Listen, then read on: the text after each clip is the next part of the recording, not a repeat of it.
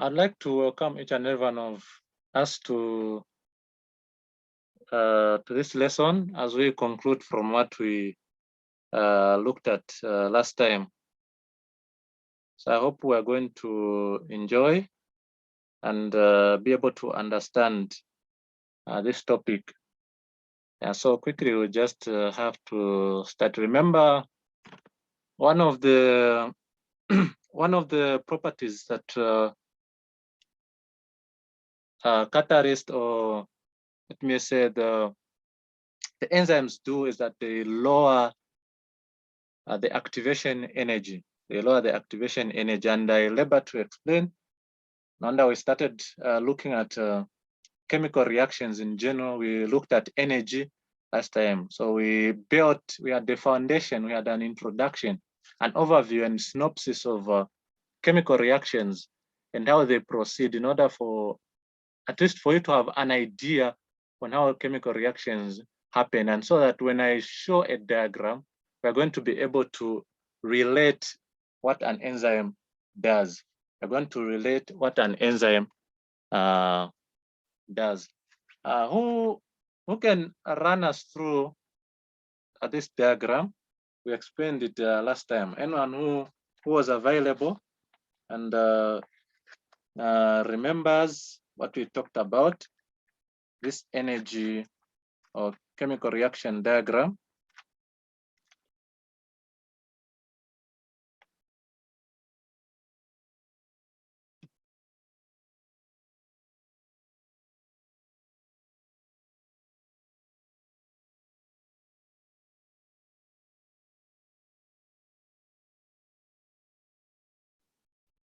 Has anyone? Okay, so here we explained the free energy, which is the amount of energy available for the reaction, the amount of energy available for the reaction. And then we have the activation energy, which is the energy which is required to make these substances to be able to react. So this is substance A, this is substance A, BC. So for substance A and substance BC to react, they will need this amount of energy. And this is the progress of the reaction. So now, enzymes are going to reduce or lower the amount of the activation energy. So remember, this is uncatalyzed. This is the uncatalyzed reaction. This is the catalyzed reaction. So from here, you can see that the presence of the enzyme, has reduced the amount of energy required for the substance to react. So it has reduced. So remember, the free energy does not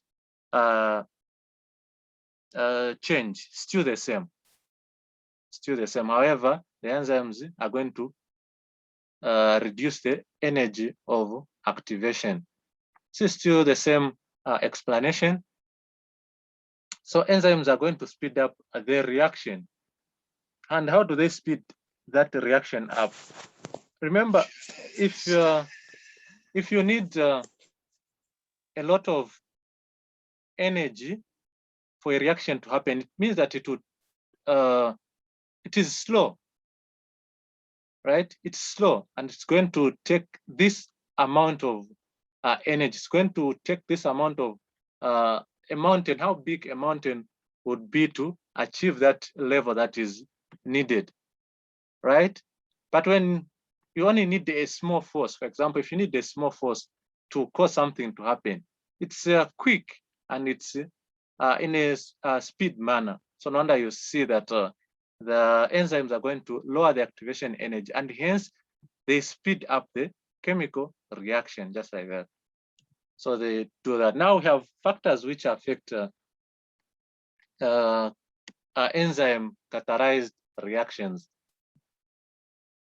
So some of these factors include concentrations of both the substrate and also the enzyme. So depending on the amount of the enzyme, depending on the amount of substrate, this can affect the rate of the chemical reaction.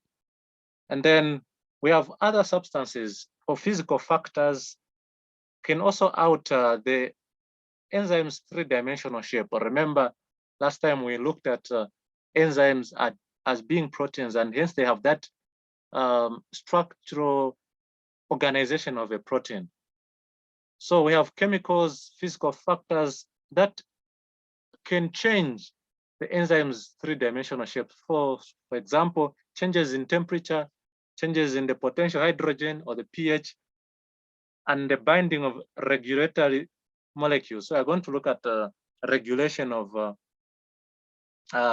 enzyme catalyzed reactions as well. So these factors are some of the factors which affect the reaction, enzyme catalyzed reactions. So for example, I talked about temperature. So we find that each enzyme reacts at its own optimum temperature. It acts at its own optimum temperature. So when we look at temperature, temperature is a measure of the average kinetic energy. It's a measure of the average kinetic energy of a molecule. So for example, you have kinetic energy given as half times mass times velocity squared. So we are talking about the velocity. The velocity. Remember, the mass is constant, but the velocity changes. The velocity can change. So it's average amount of kinetic energy. So we see that the activity of an enzyme will be influenced by temperature. So when we look at the enzymes that are acting in the human body, most of those work best at an optimum temperature of about 40 degrees Celsius. So 37 to 40 degrees Celsius, somewhere there. This is where they work best. So this is the optimum temperature at which they work in. So what would happen if the temperature is increased? Guys, that's your question. What would happen? Yes. So there could be a point where they are denatured. And what would happen if it's decreased?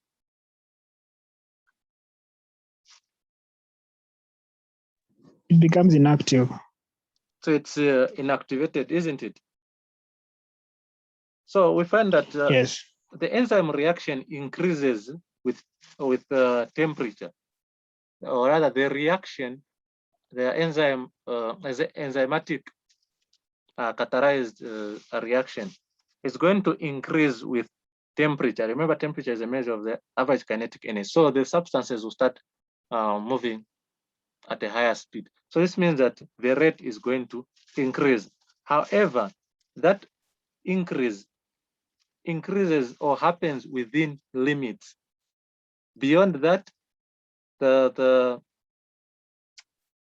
structure of the protein, remember an enzyme is a protein, the structure of the protein is going to be disrupted. Remember, you have the hydrogen bonds. We talked about those bonds that are holding together the structures, the secondary structure, the tertiary structure. Example, hydrogen bonds. So these hydrogen bonds will become broken at higher temperatures, and hence, as someone has said, this will lead to a denaturing of the enzyme. So this needs to happen at an optimum temperature. So each enzyme acts at its favorable temperature. So for example, you have, can you please mute ourselves if we do not want to speak? So we have prokaryotes. We have enzymes in prokaryotes that can work at 70 degrees Celsius. This is their optimum temperature. So when the temperature is low, the enzyme becomes inactive. So as we said, as the temperature increases, even the rate of the reaction will increase up to that optimum temperature. Beyond that, the enzyme becomes denatured. It's similar with the pH. Similar with the pH. Most of the enzymes in the human body work around the pH of 6 to 8, around that pH. So remember the ionic interactions that takes place between the charged amino acids. So for example, you have glutamic acid. Remember glutamic acid. You also have lysine. So glutamic acid, negative charge, lysine are positively charged. These are able to hold the enzyme together. So you have these ionic interactions. However, these interactions are actually highly sensitive to the hydrogen ion concentration of the fluid in which that enzyme is dissolved in. So remember, hydrogen concentration deals with a pH. So depending on the amount of the concentration of the hydrogen ions, the pH could either be increased or reduced. Can be more acidic or less acidic, more alkali or less alkali. So you have that controlling that. So you find that there should be a balance, because changing the concentration of the hydrogen ions, those hydrogen ions, will shift the balance between the positively and the negatively charged amino acid residue. So for that reason, you find that each enzyme should operate within its optimum pH. So this is temperature and pH. Then enzyme regulation. How are enzymes regulated? So they could be regulated by controlling the amount of the enzyme that is produced. They could be regulated by what is called feedback inhibition. They can also be regulated by activation of enzyme molecules through pH, the influence of pH, concentration of certain ions, and the addition of phosphate groups to certain amino acids in the enzyme. So activation of enzyme molecules, for example, in the pH. So I find certain, remember we are from explaining enzymes, and that enzymes operate at an optimum pH. So certain enzymes are activated at a certain pH and inactivated in another pH. So also the concentration of certain ions and addition of phosphate groups. If you remember, when we looked at translation, when we talked about post-translational modifications, I did allude to one of the modifications that are required being the addition of phosphate groups. So the process which is known as phosphorylation, so there's addition of phosphate groups. So certain enzymes could be activated by the addition of phosphate groups. And then when those phosphate groups are removed, the enzyme is deactivated. And then we have what is called allosteric modulation.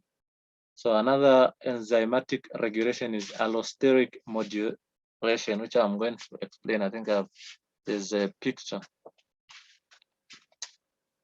So controlling the amount of the enzyme, controlling the amount of the enzyme. So how is the amount of the enzyme controlled? So remember we talked about concentration and also the substrate, enzyme substrate, being controlling factors for the chemical reactions that happens. Now, how does that happen? So enzymes are able to regulate the chemistry actually of the cell, but we find that what things are going to control the enzymes. So one of the regulatory mechanisms involves controlling the amount of enzyme that is produced. So we have specific genes that are going to direct the synthesis of each type of the enzyme. However, and then in turn, or conversely, you find that this gene can be switched on by a signal from a hormone. So a hormone can be able to switch on a gene or any signal from another molecule. That signal implies that when the gene is switched on, then the enzyme is synthesized. So you have that regulatory gene that can switch on the synthesis of the enzyme. So you have that. So the gene is going to control the production of the enzyme. So for example, this is an example of a reaction which is measured at different enzyme concentration. So you have the rate of reaction and enzyme concentration. So here in this instance, the temperature and the pH are constant. The temperature and the pH are constant. Because remember, pH and temperature is going to affect the enzyme reactions, going to affect the enzyme reaction. So in this, we find that it is directly proportional. However, here we find that there's a change. We've changed the substrate concentration. However, we've left the concentration, the enzyme concentration, temperature, and pH are constant. So if the substrate concentration is relatively low, the reaction rate is actually direct proportion to substrate concentration. However, higher substrate concentration do not increase the rate of reaction because we find that the enzymes become saturated. So there's enzyme saturation. When it becomes saturated, the reaction can no longer become faster, it becomes saturated. So that's one of the mechanisms. Then we have feedback mechanism. Feedback mechanism of controlling this. So what is feedback inhibition? So under this one is simply a mechanism in which an enzyme's activity is controlled by the product, or it is inhibited by the product. So we have this reaction which is taking place from A to B to C to D to E in this example that we are given. So each enzyme is catalyzing a different reaction. Each enzyme is catalyzing a different reaction. And then we have the final product E. Now this final product E, if this final product E is low, this sequence of events, this sequence of reactions is going to become faster, to become rapid. However, when there's an increase in the concentration of E, this is going to send a signal to enzyme 1, send a signal to enzyme 1 to slow down and eventually to stop functioning. So there will be an inhibition of enzyme 1. And when enzyme 1 is inhibited, it means that the entire reaction sequence is inhibited. So this is feedback inhibition.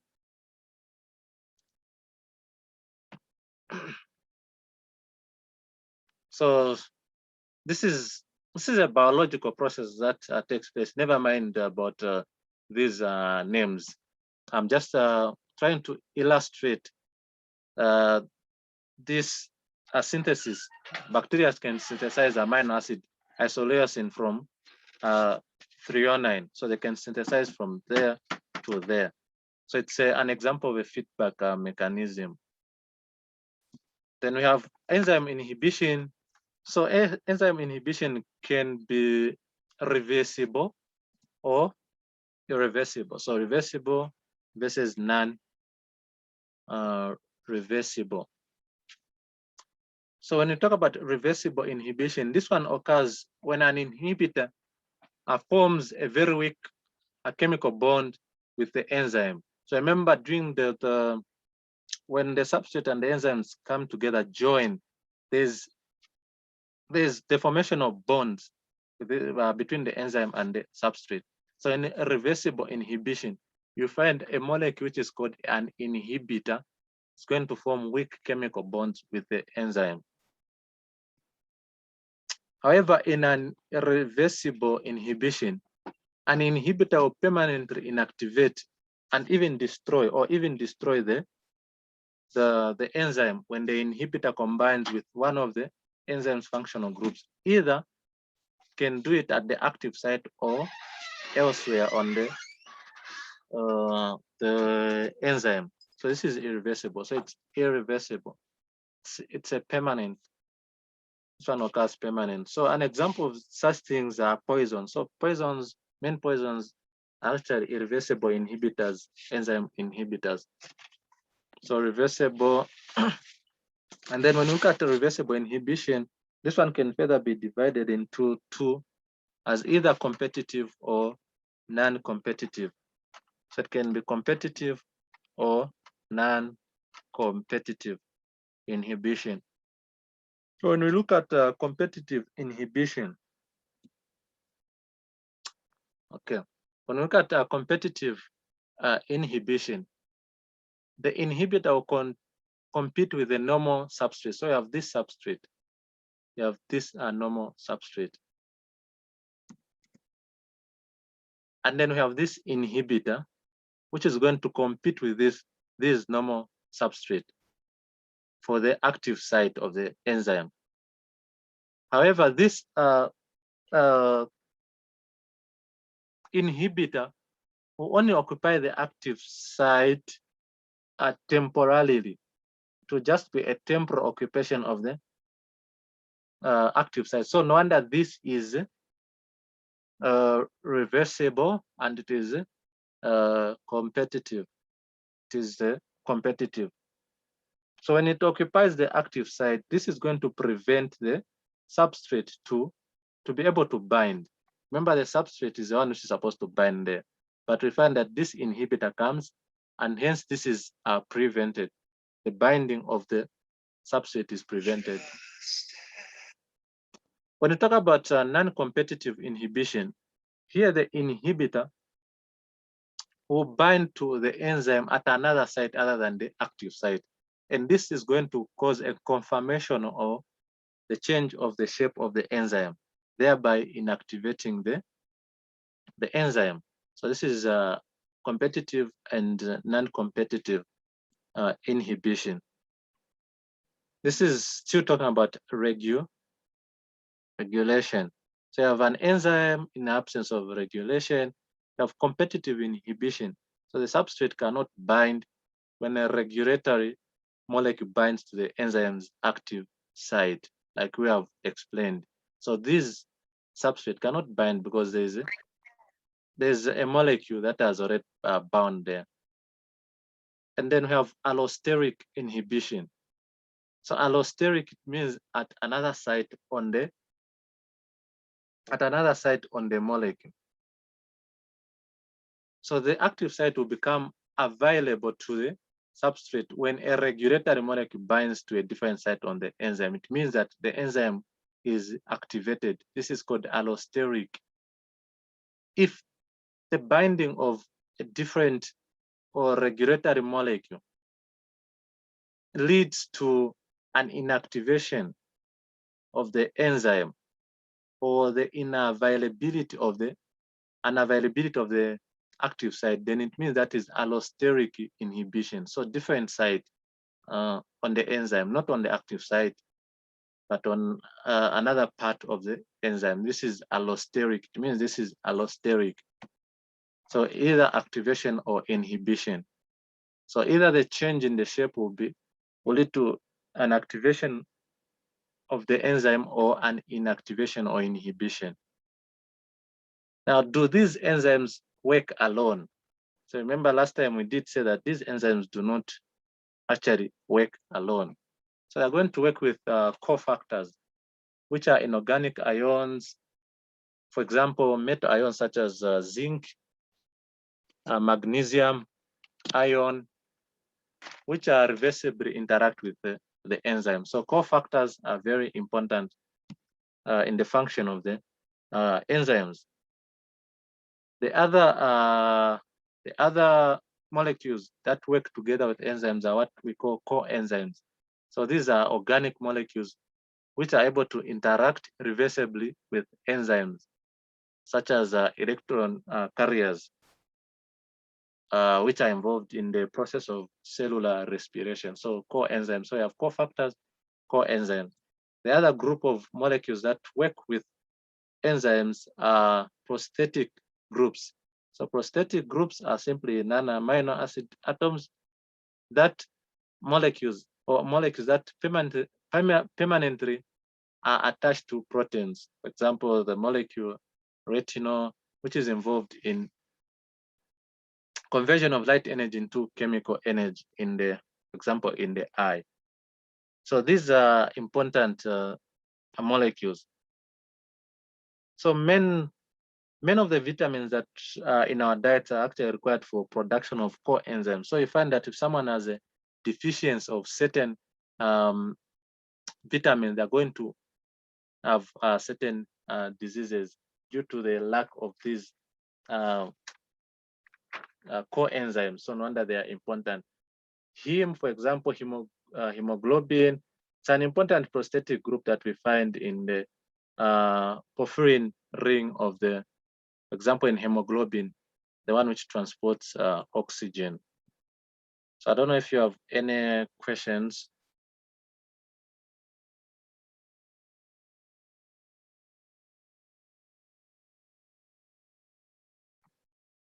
Is there any questions? Time is actually almost up.